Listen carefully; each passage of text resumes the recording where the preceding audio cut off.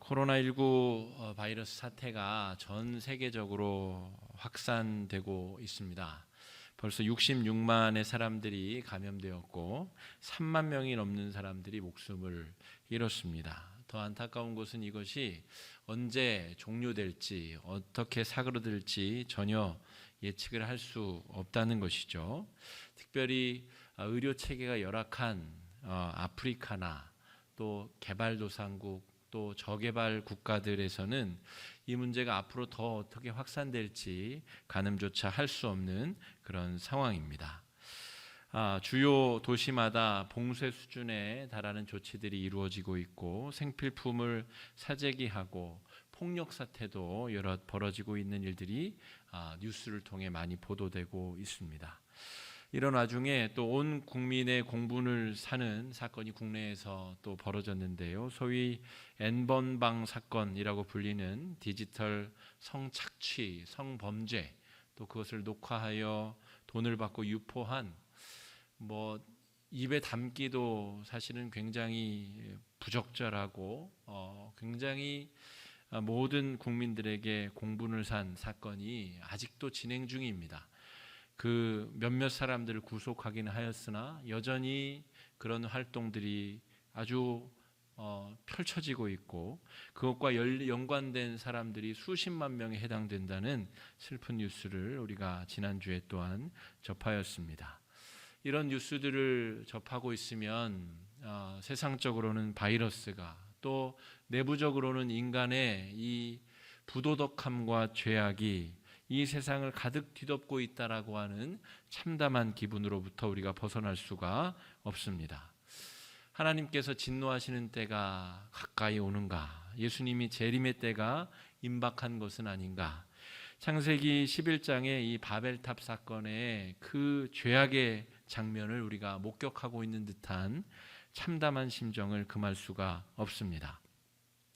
오늘 본문의 상황이 그러한 상황 속에서 예언을 하고 있는 예언자 에스겔에 대한 이야기입니다. 오늘 본문의 주인공인 에스겔은 예언자이자 제사장이었습니다. 예루살렘에서 제사장 업무를 감당하던 제사장이었던 것이죠.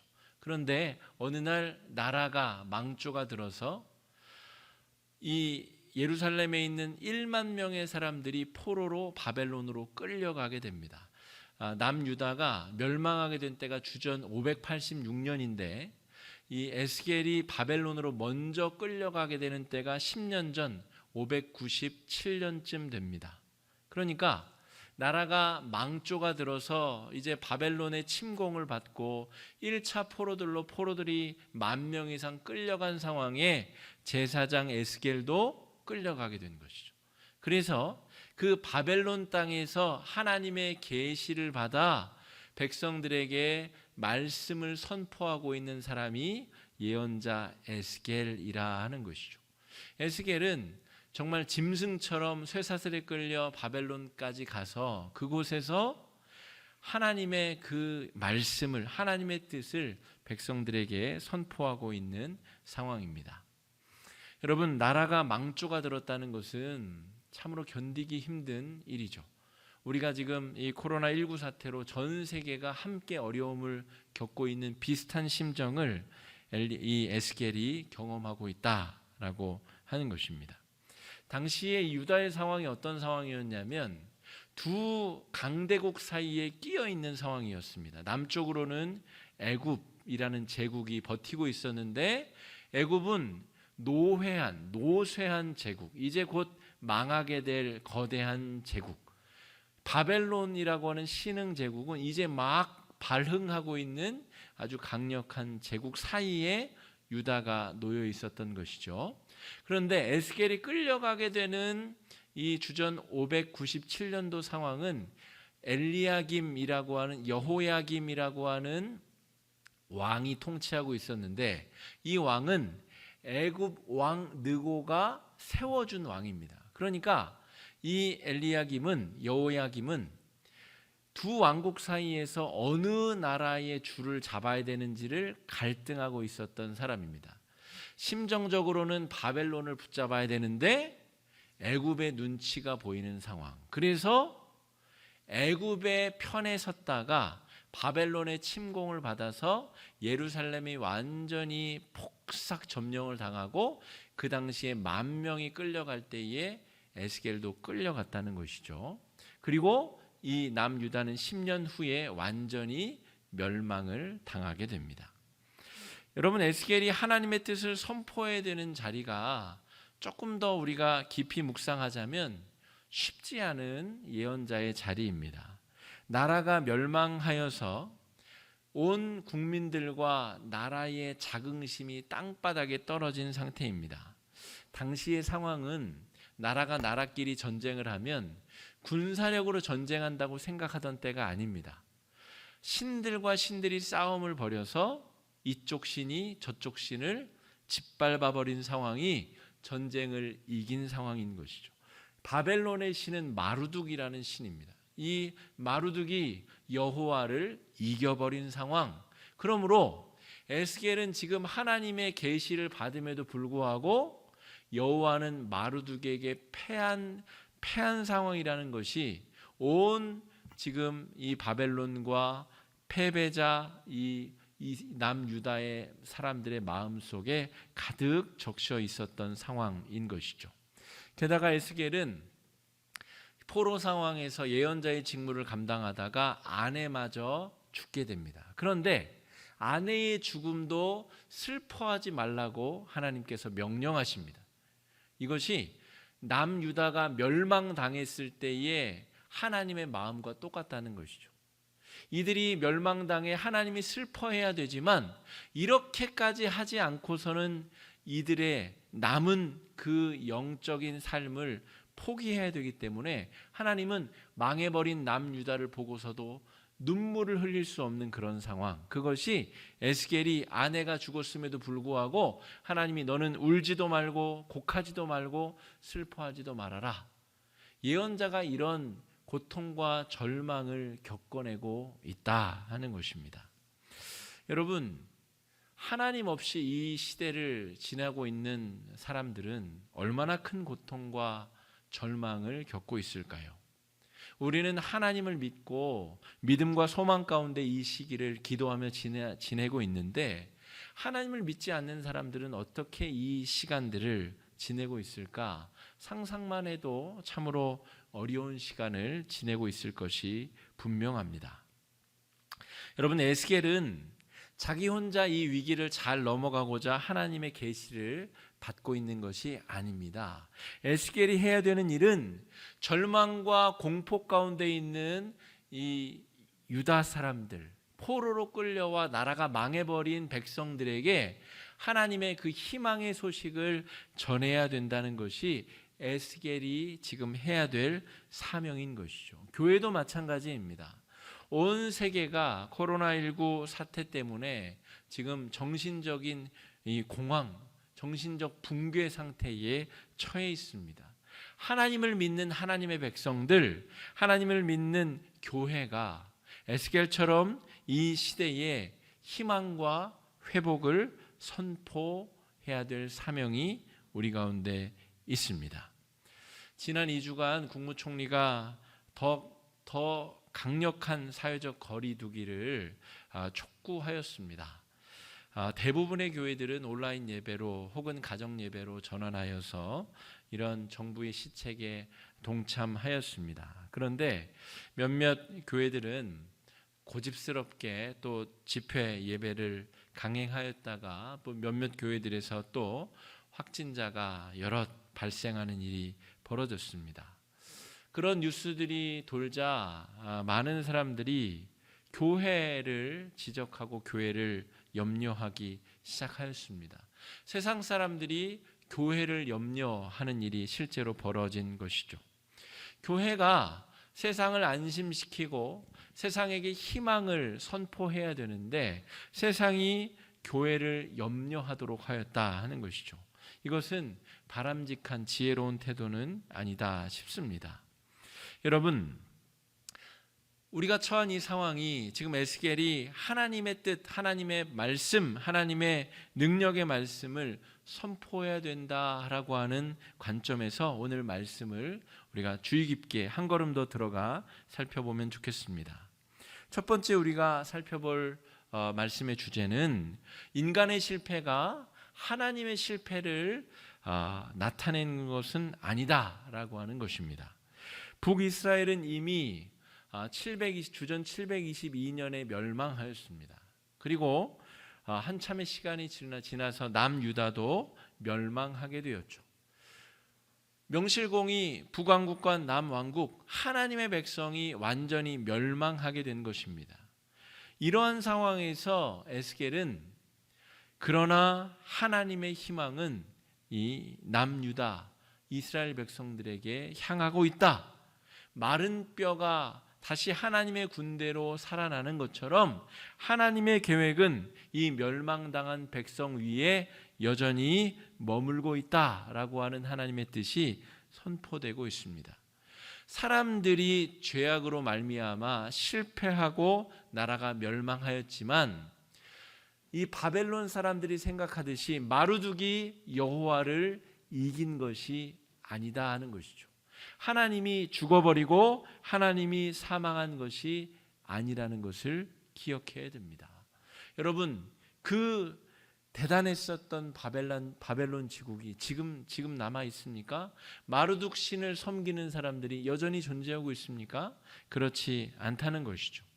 하나님께서는 이 절망의 시대 가운데 하나님께서 하실 일을 에스겔 선지자를 통하여 지금 미리 보여주고 계십니다.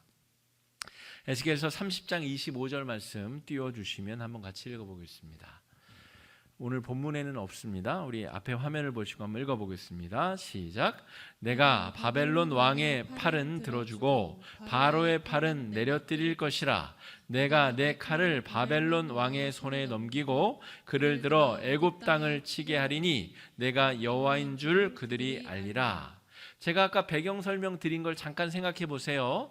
유다의 양쪽에 거대 제국 둘이 있다 그랬죠. 남쪽에는 유다, 동쪽 이 오른쪽에는 바벨론. 하나님이 바벨론을 들어서 애굽 바로 느고를 쳤다는 말입니다. 하나님의 손에 이 두 제국이 자유자재로 쥐어져 있다는 말이죠. 이 남유다의 죄악이 하늘에까지 치솟아서 암덩어리가 남유다를 다 집어삼키고 있어서 하나님이 바벨론이라고 하는 메스, 칼을 들어서 이 유다를 치지 않고는 유다가 더 이상 완전히 멸망할 것 같아서 하나님이 눈물을 머금고 하나님이 고통스럽지만 유다를 바벨론을 들어 치셨다는 말입니다. 이것이 보이는 사람, 하나님의 사람, 예언자 에스겔이다 하는 것입니다. 여러분, 이 일이 있은 이후에 이 남유다 백성들은 400여 년간이나 계속해서 바벨론, 페르시아, 그리스, 로마에게 계속 지배를 받습니다. 그 400여 년간 남유다 사람들은 우리를 구원하실 메시아를 기다리게 된다는 것이죠. 그 메시아가 누굽니까? 말구유의 아기의 몸으로 태어나신 예수님, 그 예수님을 400년간이나 기다리게 되었다 하는 것입니다. 오늘 말씀에 우리가 또 살펴볼 두 번째 중요한 지점은 전적으로 하나님의 은혜로 하나님의 백성을 회복시킨다는 계획입니다. 에스겔서는 크게 5부분으로 되어 있는데 다 기억하실 필요 없습니다. 어쨌든 오늘 우리가 읽은 37장 말씀은 그 중에서 4번째 부분, 하나님이 망해버린 이 유다를 어떻게 회복하실 것인가에 대한 계획의 말씀이 이 37장에 속해 있는 4번째 단락입니다.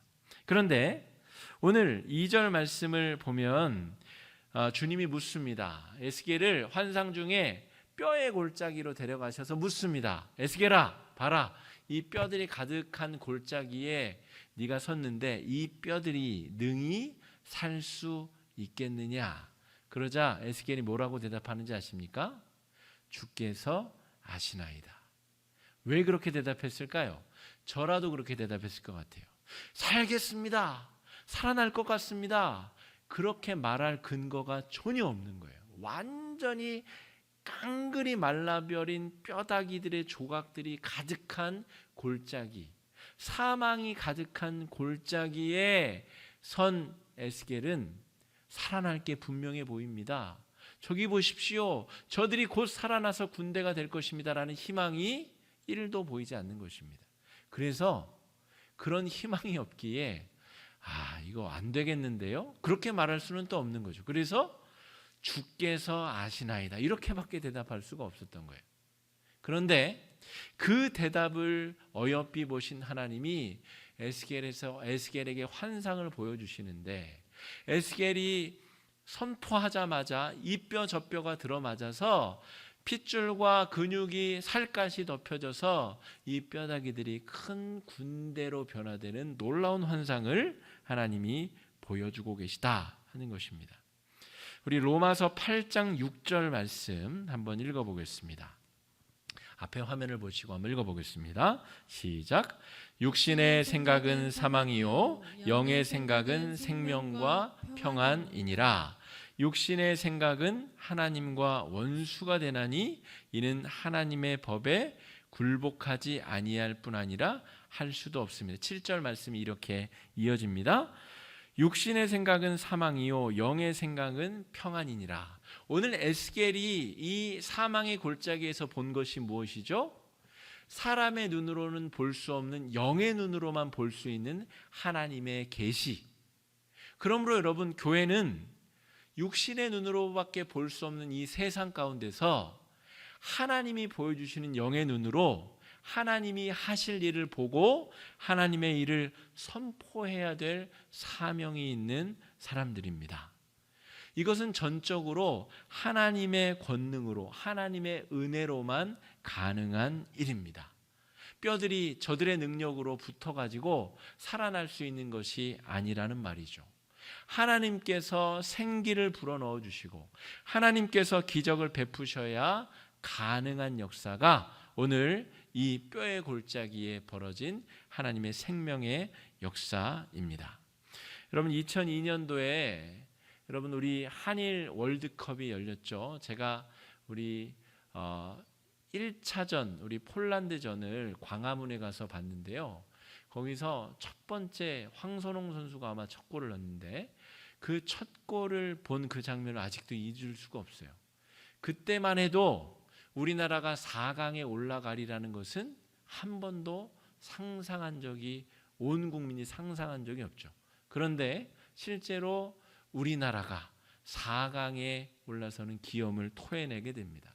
여러분, 사람들이 마음과 뜻과 여러 환경이 맞추어져도 그런 일이 펼쳐집니다. 그러나 마른 뼈가 살아나는 일은 아무리 사람이 노력해도 절대 이루어질 수 없는 일이죠.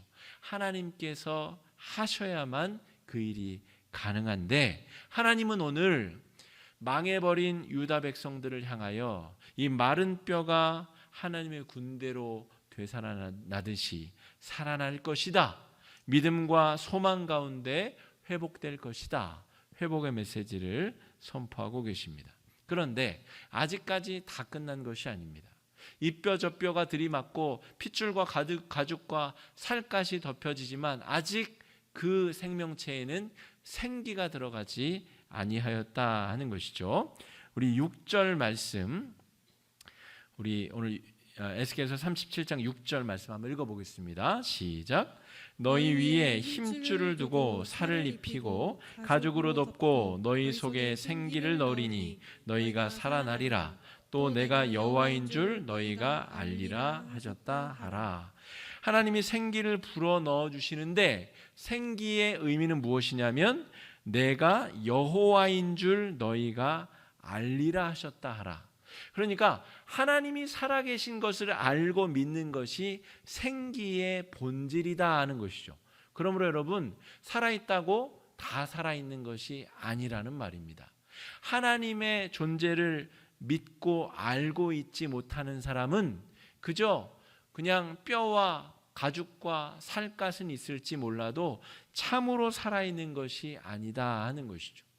여러분, 바벨론 제국이 유다를 집어삼켰을 때 하나님을 믿지 못하는 사람들은 자살을 했을지도 모릅니다. 이제 어차피 포로로 끌려가 노예로 사느니 그냥 깨끗하게 죽자, 그렇게 생각한 사람들도 많았을 것입니다.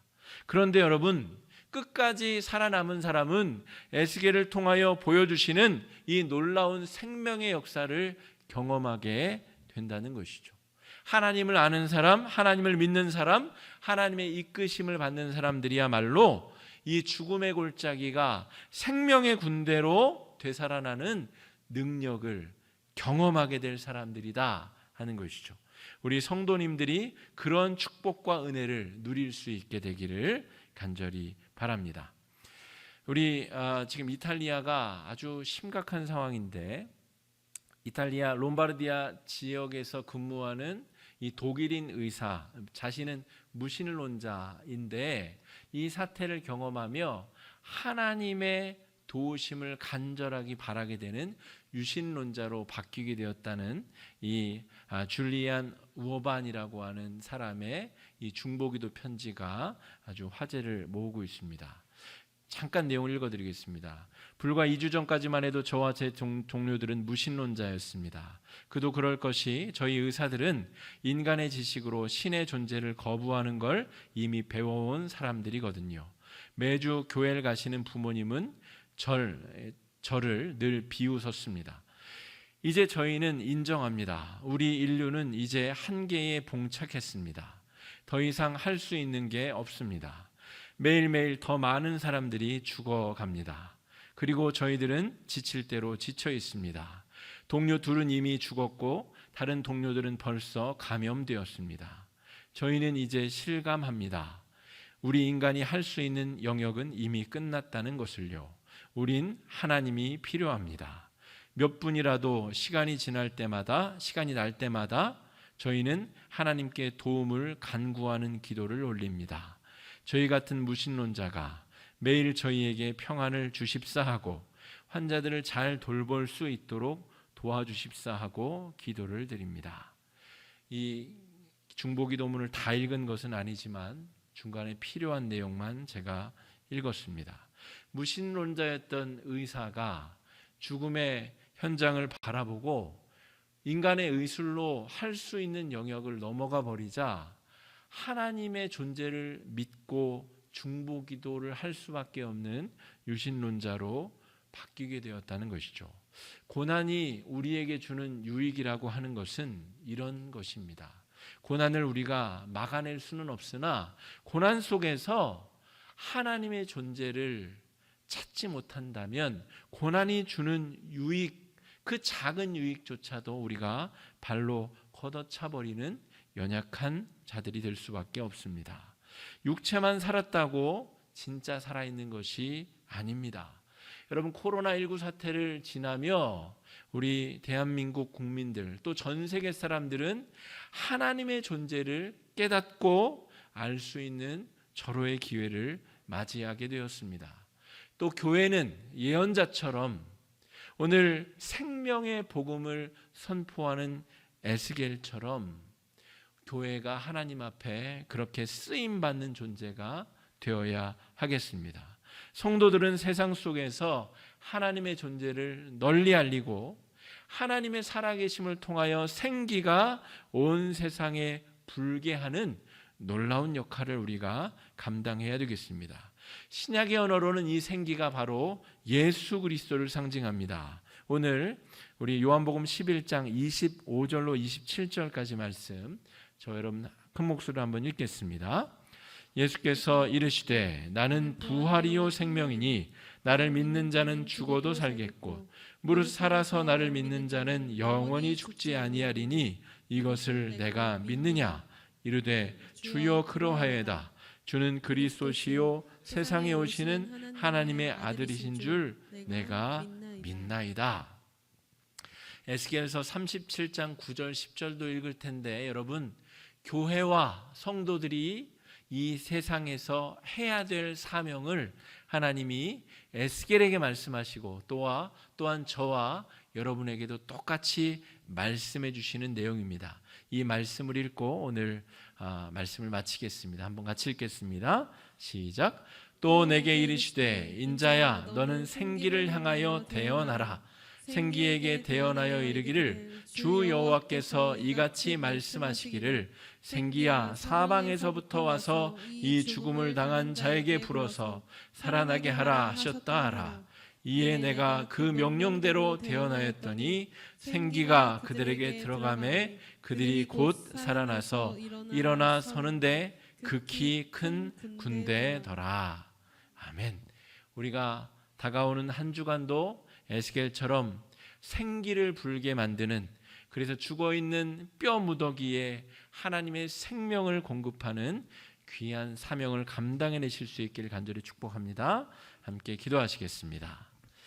사랑의 주님, 오늘 에스겔이 보고 있는 것처럼 죽음의 골짜기에 우리 모두가 함께 서 있습니다.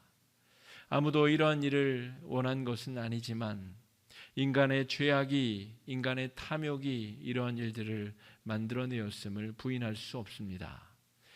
하나님, 이 시대와 이 세상을 불쌍히 여겨 주시옵시고 마른 뼈의 무더기가 살아나 하나님의 군대로 변화되는 놀라운 은혜를 우리에게도 허락하여 주시옵소서.